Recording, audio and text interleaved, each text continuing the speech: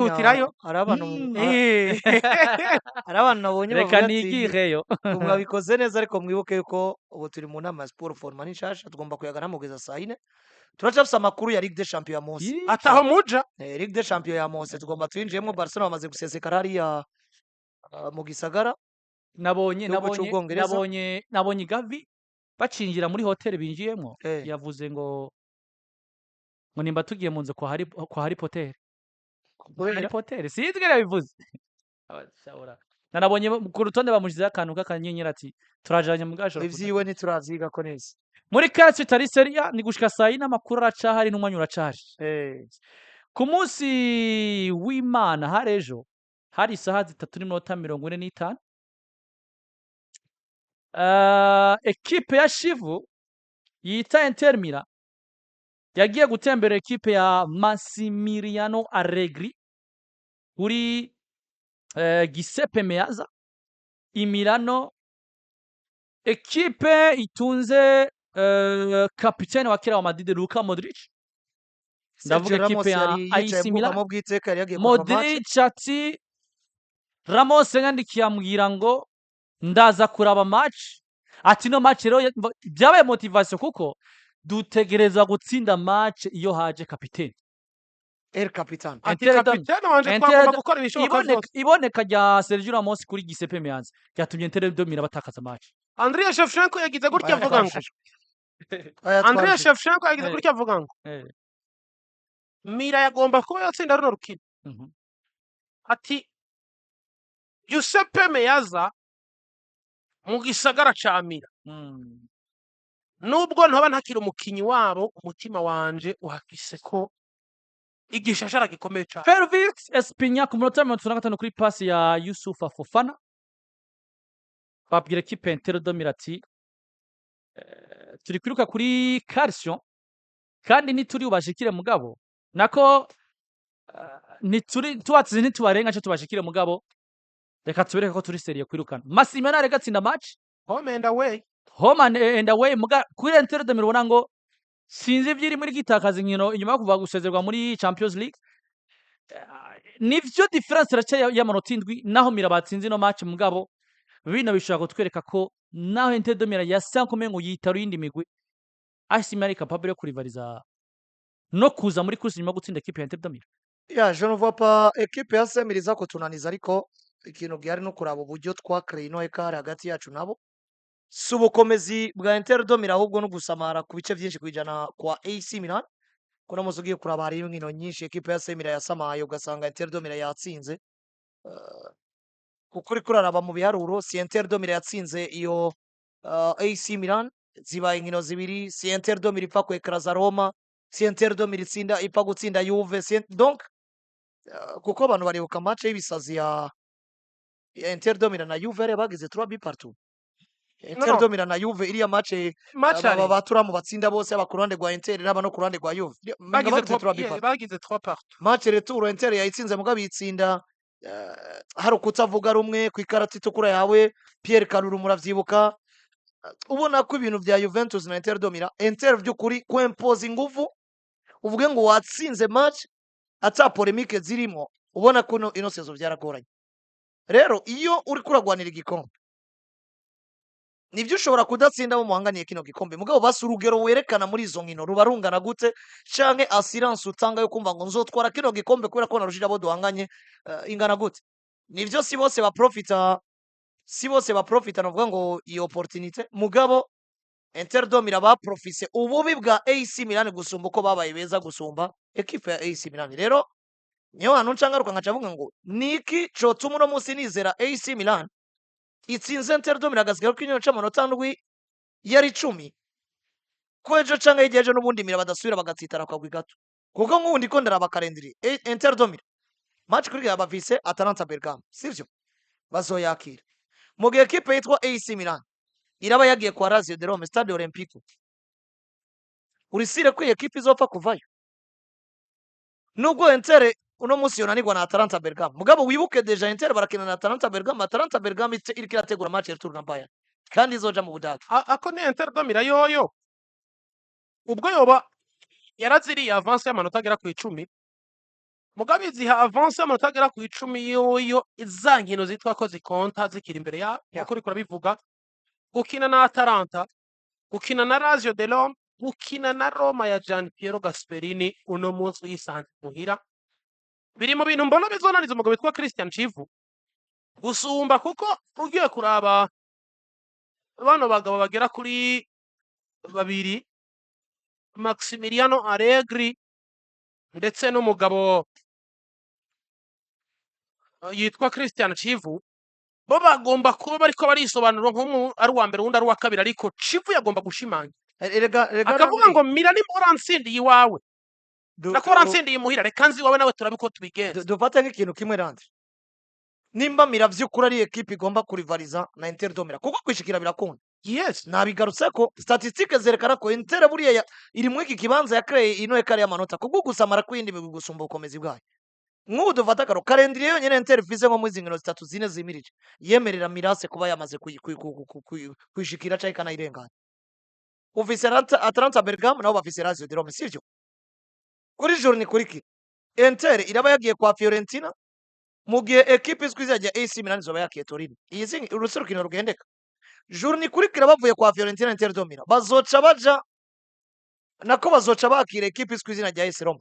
kuri Giuseppe Meazza mu gihe Juventus bazoba bakiye nako equipe yitwa Milan nabo bazoba bafise match ikomeye bazoba bagiye kuri Diego Armando Maradona Stadium kwa Napoli mugabo deje izingino zibiri barashobora gushikira urukino rwa Napoli bamaze gukrea explore n'ubundi yo gusubira kugabanya no manota gusumba uko hogera Inter do Milan yongereje kuko nifiza abadversaire bakomeye mu gihe deja Milan uno munsi itsinze Napoli nta gitangaza kirimo ko Napoli isubira inyuma uko bukeye nuko bwije inyuma yaho equipe ya Inter zocija kwa Como mu gihe equipe ya AC Milan izofise Udinese munyumvire no calendrier noneho inyuma yaho Milan itaba ya profite Inter izoca itangura nayo urugendo rusa nkaho rugendeka izoca yakira Cagliari Milan yagiye kwa Hellas Verona n'ubundi Milan ibandanya mu kiduga ariko journée ya 34 Milan izoca yakira Juve ya Luciano Spalletti mu gihe Inter do Milan izoba yagiye kwa Torino urumva ko Inter muri journée zine zitandukanye bizoba bigendeka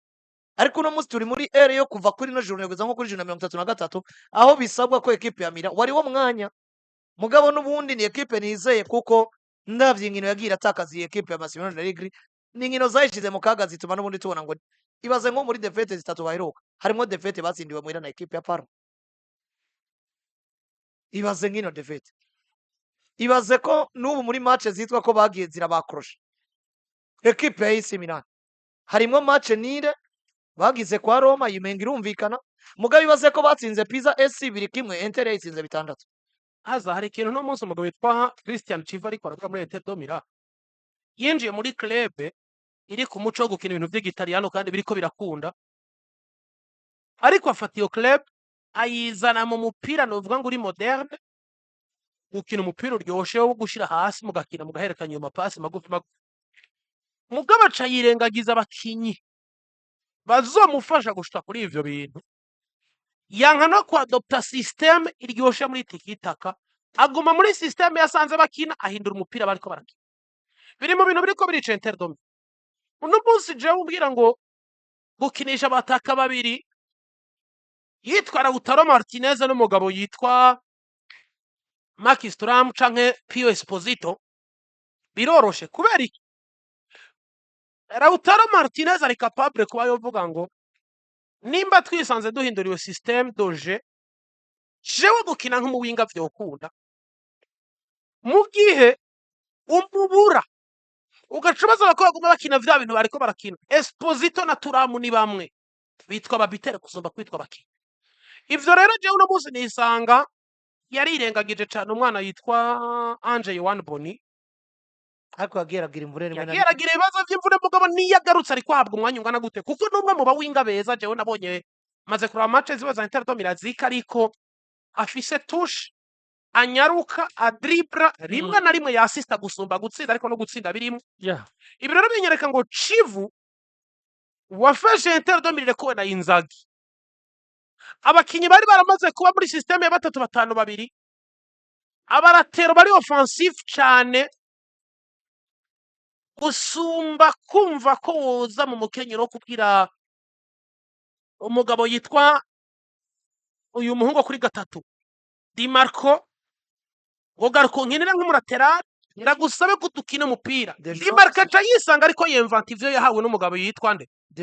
uriya mugabo yagiye muri Al Hilal deje no muzi Di Marco Chiva tunze inzagi nawe yigeze atunga ntawe yigeze atunga capable